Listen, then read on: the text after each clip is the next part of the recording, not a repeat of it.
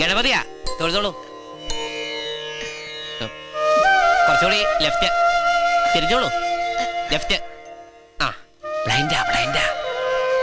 ഇനി നമുക്ക് ഫോണിന്റെ അരിസ്റ്റർ കുറിക്കാം. കസേരയായി ഇരുന്നോളൂ. പിടിച്ച്